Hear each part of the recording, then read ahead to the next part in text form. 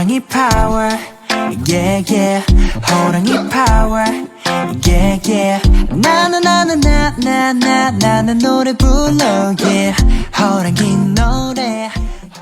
Assalamualaikum warahmatullahi wabarakatuh. Perkenalkan, nama saya Ananda Arzeti Rahmadani dengan NIM 22129011 dari seksi kelas 22 AT01 Prodi Pendidikan Guru Sekolah Dasar.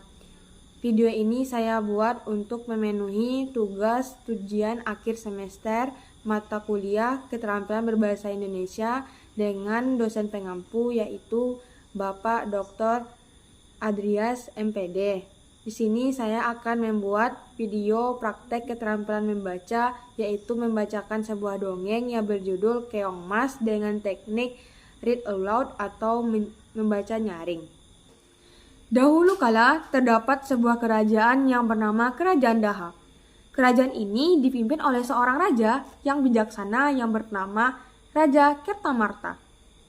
Raja Kertamarta memiliki dua orang putri yang menawan. Yang pertama yaitu Putri Dewi Galuh dan yang kedua yaitu Putri Candrakirana. Berbeda dengan Dewi Galuh, Candrakirana sudah memiliki tunangan. Sang tunangan merupakan suatu putra mahkota Kahuripan yang bernama Raden Inu Kertapati. Suatu hari, Raden Inu Kertapati mengunjungi kerajaan Daha. "Selamat pagi Raja Kertamarta," kata Inu Kertapati. "Oh, Pangeran Inu, calon menantuku, kemarilah, mari masuk," ujar Raja Kertamarta. Setelah masuk ke dalam istana, mereka akhirnya bertemu dengan Candrakirana.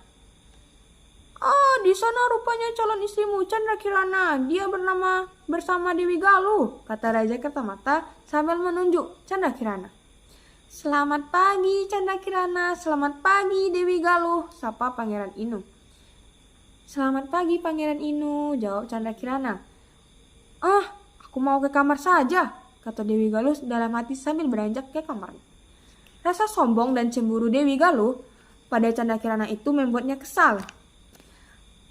Kenapa? Mengapa Candrakirana yang selalu beruntung?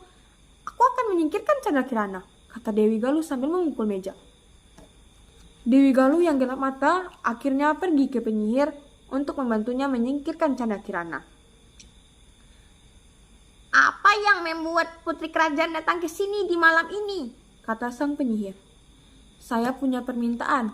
Saya ingin kau membantu saya untuk menyingkirkan Candrakirana. Saya akan memberikan emas sebanyak yang kau inginkan," kata Dewi Galuh kepada penyihir.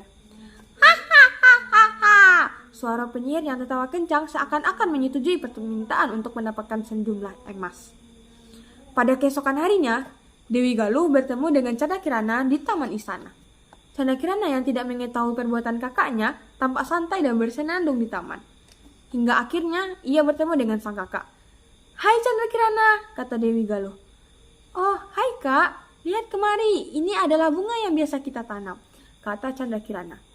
Dengan ajaibnya, sang penyihir jahat muncul di tengah-tengah taman bersama dengan Dewi Galuh dan Candrakirana. "Ah, siapa nenek itu kak?" kata Candrakirana yang ketakutan. Penyihir yang jahat itu kemudian mengutuk Candrakirana menjadi seekor siput. "Kukutuk kau menjadi seekor keong," ujar penyihir jahat sambil mengarahkan tangannya pada Candrakirana. Tiba-tiba, tubuh Candrakirana diselimuti asap tebal. Saat asap menghilang, Candrakirana telah berubah menjadi keong emas. "Hahaha, kutukan ini akan hilang jika kau bertemu dengan tunanganmu. Sebelum itu terjadi, aku singkirkan kamu dulu. Aku akan memberitahu pada papa bahwa kamu telah menghilang," kata Dewi Galuh sambil menendang keong emas jelmaan Candrakirana ke kolam istana. "Kenapa dia begitu jahat kepadaku? Apa aku pernah menyakitinya?" tanya Candrakirana bersedih di atas daun teratai. Candrakirana yang berubah menjadi keong emas pun terbawa arus sungai menuju kerajaan, menjauhi kerajaan Daha. "Kemana sungai ini membawaku pergi?" kata Candrakirana yang menangis. Namun karena tubuhnya berwarna keemasan, membuat seorang nenek yang berada di tepi sungai untuk mencari ikan melihat Candrakirana dan menangkapnya dengan jaring. Teriak Canda Kirana yang ketakutan masuk ke perangkap jaring. Wow, apa ini? Keongnya berwarna keemasan. Belum pernah aku melihat keong seperti ini, kata nenek tersebut. Nenek itu kemudian membawa keong emas ke rumahnya. Dia merawat keong emas di dalam sebuah vas. Keesokan harinya, tanpa disadari sang nenek, keong emas berubah menjadi manusia sampai siang. Nenek itu kemudian kembali ke sungai, tapi malang nasibnya karena tidak ada satupun ikan yang tertangkap di jalannya. Tak terasa hari sudah siang, namun aku belum menyiapkan makan untuk nanti sore. Saat nenek itu kembali ke rumah, betapa terkejutnya dia karena di meja telah disediakan beberapa makanan lezat. Loh, siapa yang memasak semua ini? Siapa yang menyiapkannya untukku? Ujar nenek yang heran. Keesokan paginya, sang nenek kembali ke danau untuk mencari ikan lagi. Kemudian ketika ia kembali, berbagai hidangan juga telah disajikan di meja makan. Nenek yang penasaran pun memutuskan untuk pulang lebih awal pada keesokan harinya. Ia juga masuk dengan mengendap-endap ke dapurnya. Terdengar seseorang sedang memasak, kemudian nenek tersebut masuk dan dikejutkan oleh seorang gadis menawan yang memasak di dapurnya. "Hah, siapa kamu, wahai gadis menawan?" kata nenek pada Canda Kirana. Kemudian Canda Kirana menceritakan semuanya kepada nenek itu. Dia juga mengatakan kepadanya bahwa kutukan itu akan hilang jika dia bertemu dengan tunangannya, yaitu Pangeran Inu. "Saya tidak tahu kapan kutukan ini akan berakhir," ujar Canda Kirana yang sedih. "Sabar Kirana, terus berdoa, semoga doamu terkabul," jawab nenek tersebut. Sementara itu, di kerajaan Daha, Pangeran Inu ingin mencari tunangannya.